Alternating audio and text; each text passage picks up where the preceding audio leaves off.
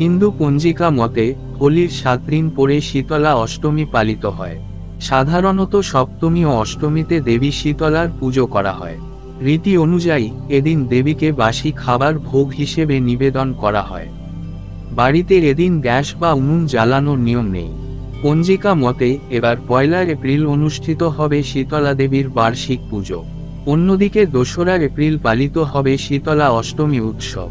কথিত আছে এদিন শীতলা পুজোর ব্রত এবং উপবাস পালন করলে ঘরে সুখ শান্তি বজায় থাকে, এছাড়া রোগভোগ থেকেও মুক্তি পাওয়া যায়। শীতলা সপ্তমীতে সকালে স্নান করে পরিষ্কার কাপড় পরিধান করুন। তারপর শীতলা দেবীর ভোগের জন্য খাবার তৈরি করুন। এতে ক্ষীর, লুচি, ঘি দিয়ে আলু ভাজা, মিষ্টির মতো খাবার তৈরি করা হয়। বাঙালির ঘরে এদিন অরন্ধনের মতো রান্না করা হয়। পরের দিন অর্থাৎ শীতলা অষ্টমীতে সূর্যোদয়ের আগে বসদা পুজো করলে এর গুরুত্ব আরও বেড়ে যায়। অষ্টমীতে সকালে ঘুম থেকে উঠে স্নান করুন। এরপরে দেবী শীতলার মন্দিরে গিয়ে আচারের সঙ্গে পুজো করা উচিত। দেবী শীতলাকে জল নিবেদন করুন। মনে রাখবেন শীতলা পুজো সময় প্রদীপ বা ধুনো বা ধূপকাঠি জ্বালানো উচিত নয়। এমনকি পুজোর সময় আগুন ব্যবহার করাও উচিত নয়।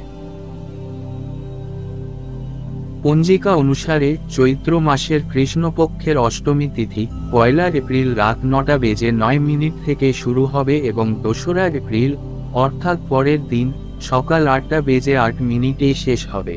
আপনার যদি এই পর্ব সম্পর্কিত কোনো প্রশ্ন থাকে, অনুগ্রহ করে আমাদের কমেন্টে জানান। আমরা আপনাকে সঠিক তথ্য দেওয়ার চেষ্টা করব। এই পর্বটি ভালো লাগলে এই ভিডিও নিজেদের আপনজনের মধ্যে শেয়ার করুন।